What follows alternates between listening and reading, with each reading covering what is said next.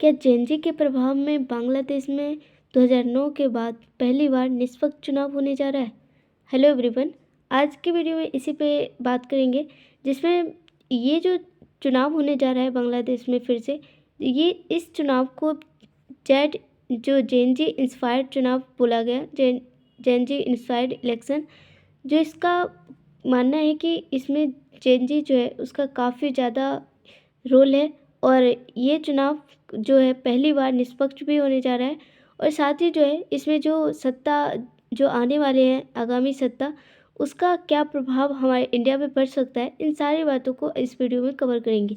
तो जो ये आप देख रहे हैं, ये यहाँ पे जो बांग्लादेश नेशनल पार्टी बीएनपी एक पार्टी है, इसके यहाँ पे जो चेयरमैन है तारिक रहमान, जो ये यहाँ पे दिख रहे होंगे, और यही ये बीएनपी के चेयरमैन है। और आगामी जो सरकार बनेगी, या तो बीएनपी की बनेगी या फिर एक और जो पार्टी है उसकी भी बात करेंगे, उसका भी हो सकता है।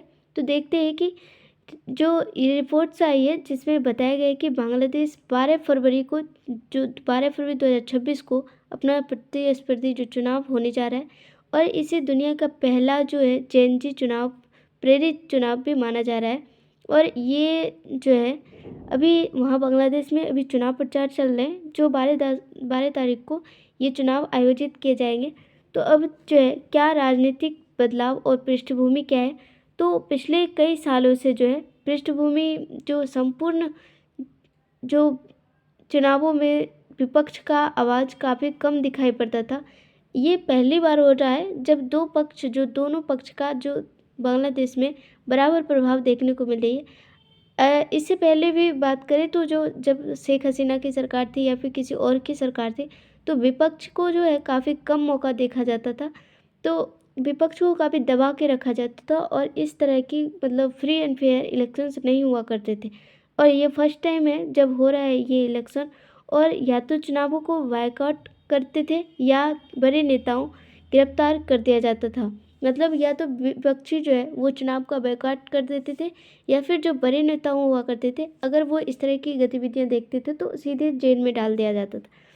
अब 2024 में बड़े स्तर पर सत्ता विरोधी आंदोलन हुआ, जिसमें प्रधानमंत्री शेख हसीना की पार्टी अवामी लीग ये जो है लीग ये शेख हसीना की पार्टी है, सत्ता से हटाया गया है। और इसके बाद सरकार ने अब उनकी जो पार्टी है प्रतिबंध भी लगा दिया गया। मतलब फाइनली जो शेख हसीना अब भाग चुकी है बांग्लादेश से, तो वहाँ पे उनकी जो सरकार है अवामी लीग, उनको बैन कर दिया गया। अब उसको जो सत्ता से हटा दिया गया पूरी तरह से, अब वो सत्ता में कभी भी नहीं आ सकते। अब जेनजी का क्या असर है, क्यों इसे प्रेरित कहा जाता है जेनजी प्रेरित? तो जेनजी प्रेरित इसलिए कहा जाता है क्योंकि मतदाताओं में जो है लगभग 25% हिस्सा जो है जेनजी मतलब युवाओं का है। और उनका वोट चुनाव परिणाम बहुत ही ज़्यादा प्रभावित करने वाला होगा, क्योंकि उनकी ज़्यादा संख्या है, और ये काफ़ी जो है चुनाव को एकदम पलटने वाला हो सकता है। अब प्रमुख पार्टी और मुकाबला, तो अभी जो पार्टी है वो पहला है बांग्लादेश नेशनलिस्ट पार्टी, जिसको बीएनपी बोलते हैं, को जीतने का थोड़ा ज़्यादा उम्मीद बताया जा रहा है, क्योंकि वह 300 में से जो है 292 सीटों पर चुनाव लड़ रही है। और इसके मुकाबले में एक और जो बड़ा गठबंधन है, जिसको इस्लामवादी जमात ए इस्लामी, ये पार्टी का नाम है, जमात ए इस्लामी के नेतृत्व में है। और साथ ही जो है जमात के कुछ जो युवा हैं और जेन जी भी पार्टियां में हैं। तो इससे ये दिख रहा है कि जो जमात हो सकता है जेन जी का अगर इधर रुख किया, तो इधर जमात ए इस्लाम को ज़्यादा सपोर्ट मिल सकता है, या तो बीएनपी अगर उधर गई तो बीएनपी को भी ज़्यादा मिल सकता है।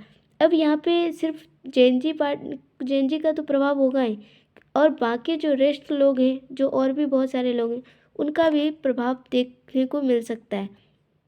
अब यहाँ पे ये जो आप देख सकते हैं, ये बीएनपी का एक चिन्ह है, जिसमें जो बाली होता है मक्का के, ऐसे बाली किसी प्रकार के, तो उस बाली का मतलब ये चुनाव चिन्ह है, ये बीएनपी का। और यहाँ पे देख सकते हैं कि जो बांग्लादेश में अभी पोस्टर्स वगैरह बहुत ज़्यादा चुनाव प्रचार, मतलब पहली बार फ्री एंड फेयर इलेक्शंस हो रहे हैं, तो चुनाव पोस्टर्स दोनों पार्टियों के पूरी तरह से देखने को मिला है।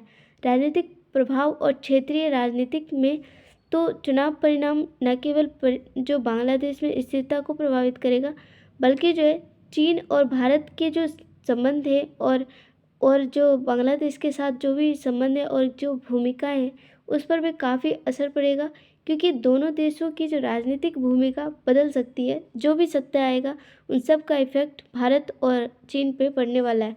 चीन का तो कुछ नहीं होगा, क्योंकि चीन का बांग्लादेश पर ऑलरेडी बहुत ज़्यादा प्रभाव है, क्योंकि आर्थिक और निवेश के क्षेत्र में देखें तो चीन जो है बांग्लादेश का सबसे बड़ा व्यापारिक साझेदार है। बांग्लादेश का चीन के साथ व्यापार घाटा बहुत ज़्यादा है, और क्योंकि वो जो चीन ये जो बांग्लादेश है चीन से बहुत ही ज़्यादा मात्रा में आयात करता है, जिसकी वजह से बांग्लादेश को बहुत ज़्यादा घाटा है, और वो चाह के भी चीन से अपना रिश्ता नहीं छुड़ा सकता, क्योंकि वो ऑलरेडी जो है कर्ज में जा चुका है। तो इस इंफ्रास्ट्रक्चर प्रोजेक्ट की बात करें तो जो चीन है वो जो बांग्लादेश में सड़क, रेल, पुल जैसे जो पद्मा ब्रिज है इसकी भी निर्माण जुड़े प्रोजेक्ट, बिजली संयंत्र, विशेष आर्थिक क्षेत्र में जैसे, और BRI जो बेल्ट एंड रोड इनिशिएटिव के तहत अरबों डॉलर का निवेश कर चुका है। मतलब उसके जो इंफ्रास्ट्रक्चर हैं उस पर निवेश कर चुका है। और बांग्लादेश का जो विकास मॉडल है, विकास मॉडल के नाम पर चीन उसको काफ़ी ज़्यादा मतलब जो एक शहर बनाने का जो इस चीन का जो एक मॉडल है, किसी भी जो देश का वहाँ की सरकार को एक प्रलोभन देता है कि वहाँ कि आपके शहर को एक मतलब डेवलप्ड शहर में कन्वर्ट कर दिया जाएगा। तो ये जो लोग देखकर वहाँ के इंफ्रास्ट्रक्चर में काफ़ी निवेश कर देता है चीन। ये इसकी सबसे बड़ी मतलब कह सकते हैं कि एक कब्जा करने की मतलब सबसे बड़ा तरीका है, और इस तरह से जो चीन का प्रभाव काफ़ी ज़्यादा बढ़ जाता है बांग्लादेश में। अब रक्षा और सैन्य सहयोग, तो बांग्लादेश के 60 से 70% जो हथियार है चीन से आता है। मतलब समझ सकते हैं 60 से 70% है जो चीन से पनडुब्बियाँ, टैंक, मिसाइल, फाइटर जेट उपलब्ध कराए जाते हैं। मतलब इतने सारे जो जितने भी हथियार हैं 60 से 70% जो है वो बांग्लादेश चीन से लेता है। संयुक्त सैन्य प्रशिक्षण होता है संयुक्त जो, और टेक्नोलॉजी ट्रांसफ़र भी किया जाता है चीन के द्वारा। साथ ही रणनीतिक और भू राजनीतिक प्रभाव की बात करें तो बांग्लादेश की जो खाड़ी वाला है इलाका है, यहाँ पे जो वेस्ट बंगाल के और इधर बंगाल की जो खाड़ी वाला इलाका है बांग्लादेश का, तो वहाँ पे काफ़ी ज़्यादा चीन का बहुत ज़्यादा अहम रोल है, क्योंकि जो चीन है वहाँ पे चीन अपना जो इधर से बांग्लादेश के थ्रू यहाँ पे अपना पोर्ट बना रखा है, बंदरगाह और समुद्री संपर्क हिंद महासागर तक पहुँच में रुचि रखता है, क्योंकि हिंद महासागर में आकर वो इंडिया पर अपना नज़र बनाने के लिए हिंद महासागर में अपना जो क्षेत्र है और अपना प्रभाव दिखाने के लिए वो बांग्लादेश के ये जो समुद्री पोर्ट है उसका यूज करता है। तो इससे काफ़ी ज़्यादा प्रभाव दिखता है हिंद महासागर में चीन का। और राजनीतिक प्रभाव की बात करें तो चीन जो है खुले तौर पे किसी पार्टी का समर्थन नहीं करता। ये सबसे बड़ी बात है कि चीन किसी भी पार्टी का जो समर्थन अभी नहीं करता है, लेकिन जमात एक जो ये पार्टी है जमात इस्लामी, जो जेएनजी से जुड़े कुछ नेताओं के जो ऐसा देखा गया है कि चीनी राजनयिकों से संपर्क करते हुए सामने आए थे, और ऐसा माना जाता है कि जो इस जमात इस्लामी है वो चीन और पाकिस्तान का काफ़ी मतलब करीबी माना जाता है, उसका काफ़ी ज़्यादा समर्थक है। गैर हस्तक्षेप नीति दिखाकर चीन सभी से रिश्ते बनाना चाहता है, मतलब ऐसा दिखाना चाहता है कि हम कोई हस्तक्षेप नहीं कर रहे हैं, लेकिन जो वो जितने कोई भी अगर पार्टी आए तो उससे जो है अपना संबंध है बना के रखना चाहता है। वर्तमान में बांग्लादेश पर भारत का क्या प्रभाव है, तो 2024 में जो है शेख हसीना जो पहले थी, तो शेख हसीना का माना जाता था कि वो भारत के पक्ष में है। शेख हसीना को भारत का सपोर्टिव माना जाता था, और जब से उसकी सत्ता गई है तब से भारत में का जो संबंध है बांग्लादेश के साथ वो काफ़ी बिगड़ चुका है। और सबसे संबंध तब बिगड़ा है जब जो शेख हसीना थी वो भारत के जो दिल्ली में आ गई थी, तो इससे जो संबंध और भी ज़्यादा बिगड़ गया, और बांग्लादेश में लोगों में यह धारणा बैठ गई कि जो भारत है एक पक्ष का बहुत करीबी है, मतलब भारत बांग्लादेश को लगा है कि जो वह शेख हसीना का सपोर्ट करती है। तो नई राजनीतिक ताकतें जैसे बीएनपी और जेएनजी जैसे जमात, ये सब जो पार्टी हैं, इसमें काफ़ी मतलब एक तरफ से भारत के खिलाफ हो गए, और क्योंकि शेख हसीना वो भारत आ गई थी। सुरक्षा और रणनीतिक सहयोग की बात करें तो भारत जो है बांग्लादेश से सहयोग में आतंकवादी रोधी अभियान, सीमा प्रबंधन में बीएसएफ और बीजीवी जैसे जो सीमा प्रबंधन में भारत और बांग्लादेश की जो ये पुलिस है, इसमें काफ़ी समर्थन देखने को मिला है। उग्रवाद पर नियंत्रण और पूर्वोत्तर राज्यों जैसे भारत की सुरक्षा में बांग्लादेश की भूमिका भी काफ़ी अहम मानी जाती है, क्योंकि भले ही अगर बांग्लादेश के जो लोग हैं अगर वो विरोध करते भी हैं, तो जो वो वहाँ की सुरक्षा एजेंसियाँ हैं, वो जो भारत और बांग्लादेश के बीच अगर कभी डिस्प्यूट होता है अगर लोगों में, तो वहाँ की सुरक्षा के लिए बांग्लादेश और भारत की पुलिस जो भी बीएसएफ है, वो दोनों मिलकर इसको जो रोकने में काफ़ी ज़्यादा हेल्प मिलती है। आर्थिक और व्यापारिक प्रभाव की बात करें तो भारत बांग्लादेश का टॉप 3 ट्रेड पार्टनर है, मतलब तीसरे नंबर पर आता है ट्रेड करने में। सेकेंड, भारत बिजली निर्यात करता है बांग्लादेश को, साथ ही दवाइयाँ, अनाज, पेट्रोलियम सप्लाई भी करता है। लेकिन इतना होने के बाद जैसे चीन इंफ्रास्ट्रक्चर में काफ़ी निवेश करता है, बांग्लादेश के रोड और पुल और इन सब चीज़ों में निवेश करता है, जहाँ जो भारत है वो सिर्फ जो है चीज़ों को सप्लाई करने में तक ही सीमित रह गई है। इसलिए चीन की तुलना में निवेश और इंफ्रास्ट्रक्चर में भारत अभी भी बहुत ही ज़्यादा पीछे है।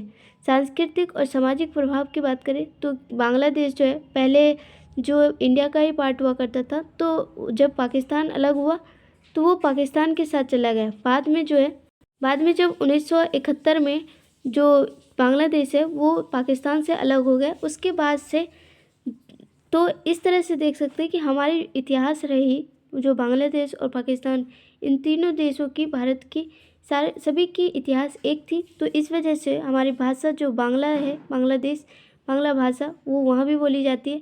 साहित्य और जो संगीत है वो और सिनेमा, भारत की सिनेमा काफ़ी रोल निभाती है।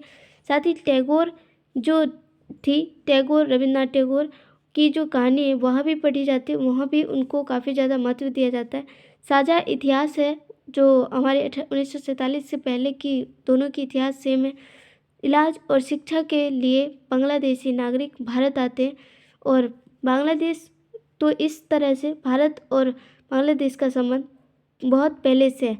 अब भारत बांग्लादेश का जो आगामी संबंध है, अगर जो है बीएनपी की सरकार आती है तो भारत से संबंध की बात करें तो ये जो संबंध है संतुलित रहेगी, क्योंकि बीएनपी की सरकार जो है साफ कहा है कि वो जो है वो बांग्लादेश के जो हित में होगा वही करेगा। तो इससे हो सकता है कि ऐसा नहीं है कि बीएनपी भारत का सपोर्ट करती है, बट ऐसा हो सकता है कि पूरी तरह से खिलाफ में नहीं जा सकती, क्योंकि पड़ोसी देश है तो वो खिलाफ नहीं जाएगा और जो संबंध है वो संतुलित रहने वाला है। साथ ही जो इस्लामी जमात है, अगर ये पार्टी आती है तो जो संबंध है तनावपूर्ण बन सकता है, क्योंकि ये 1971 में जब बांग्लादेश जो पाकिस्तान से अलग हो रहा था, तो ये जमात ही पार्टी है जो बांग्लादेश के अलग होने का विरोध कर रही थी। तो उस टाइम ये जो भारत के जो सपोर्ट कर रहा था बांग्लादेश को अलग होने में, तो उस टाइम जमात ने काफ़ी विरोध किया था भारत का भी। और हो सकता है कि नेक्स्ट जब जमात पार्टी बने तो काफ़ी तनावपूर्ण जो संबंध है वो हो सकता है। चीन का प्रभाव की बात करें तो ये जो चीन, क्योंकि ये इसका साफ मकसद है बीएनपी का कि वो चीन के किसी का भी प्रभाव को जो है नहीं सहेगी और बांग्लादेश के हित में काम करेगी। तो हो सकता है चीन के प्रभाव को नियंत्रित कर सके, और अगर जमात आई तो प्रभाव बढ़ेगा, क्योंकि ये चीन और पाकिस्तान का काफ़ी समर्थक माना जाता है। पाकिस्तान की बात करें तो पाकिस्तान का प्रभाव जो है सीमित रहने वाला है बीएनपी में, और इसका भी अगर जमात आया तो भी पाकिस्तान का प्रभाव बढ़ेगा। लोकतांत्रिक छवि की बात करें तो बीएनपी जो है लोकतंत्र पर काफ़ी ज़्यादा बात करता है। लोकतंत्र को उसी के कारण जो है इस बार जो चुनाव हो रहा है वो निष्पक्ष तरीके से वो करवाने की कोशिश कर रहा है। तो लोकतंत्र को काफ़ी ज़्यादा मजबूती दी गया है। तो हो सकता है कि बीएनपी की सरकार अगर जनता है जो महंगाई की अगर इस तरीके से नहीं जाए तो हो सकता है बीएनपी की सरकार आए तो लोकतंत्र को काफ़ी बेहतर बनाया जा सकता है। और अगर जमात आई तो विवादित होगी क्योंकि इसका ज़्यादा रुख जो है धर्म की तरफ है। आर्थिक स्थिरता की बात करें तो वो ज़्यादा रहने वाली है इसके बीएनपी के टाइम में और इसके समय में अनिश्चित रहेगी क्योंकि जो जमात है उसका पूरी तरह से जो सोच है वो पूरी तरह से मुस्लिमवादी की तरह है और बीएनपी जो है वो सीधी विकास पर है आधारित है। तो बांग्लादेश में 2009 के बाद ये पहला जो है निष्पक्ष और प्रतिस्पर्धी चुनाव हो रहा है। जेएनजी प्रभावित भी माना जा रहा है और जमात नेतृत्व वाला गठबंधन और बीएनपी दोनों आमने सामने हैं। तो मुख्य चिंता जो है कई जो लोग हैं ऐसा माना गया है, लोगों ने भी कहा है कि जो मुख्य चिंता है वो भारत की भ्रष्टाचार और महंगाई लोगों की सबसे बड़ी और रोजगार भी सबसे बड़ी चिंता है, न कि वैचारिक और धार्मिक मुद्दे। वहाँ के लोगों ने भी कहा है कि जो उनको चाहिए अभी वहाँ पे सबसे ज़्यादा ज़रूरत है रोज़गार की और वहाँ पे महंगाई बढ़ी हुई है, इन सब चीज़ों की ज़्यादा ज़रूरत है। और सबसे बड़ा जो लोगों के सामने आया है उन्होंने कहा है कि पहले ऐसा देखा गया था कि उन्हें चुनाव देने में काफ़ी दिक्कतें आई, चुनाव करने में नेताओं की काफ़ी दिक्कतें आई थी। तो वो चाहती है कि अब जो जनता है उसको ऐसा छूट दिया जाए बोलने की, चुनाव करने की, इस तरह की छूट मिले। बेसिक चीज़ें जो होती है ये छूट दिया जाए। चुनाव का परिणाम न केवल बांग्लादेश की राजनीतिक स्थिरता भी तय करेगा बल्कि भारत और चीन के जो प्रभाव है संतुलन को भी प्रभावित करेगा। यहाँ जो बीएनपी की जीत से संतुलन और स्थिरता की उम्मीद है वही जमात के बढ़त से भू राजनीतिक बदलाव और अनिश्चितता बढ़ सकती है। फाइनली अगर देखते हैं कि 12 जो फरवरी है उसके बाद क्या होता है चुनाव रिजल्ट में, क्योंकि अगर बीएनपी आई तो जनता का भी सेम मकसद है कि उनको धर्म की तरफ ज़्यादा नहीं चाहिए, उनको महंगाई और जो रोज़गार को मिटा सके वो सरकार चाहिए। तो देखते हैं फाइनली क्या होता है। तब तक मिलते हैं नेक्स्ट में। Thank you so much.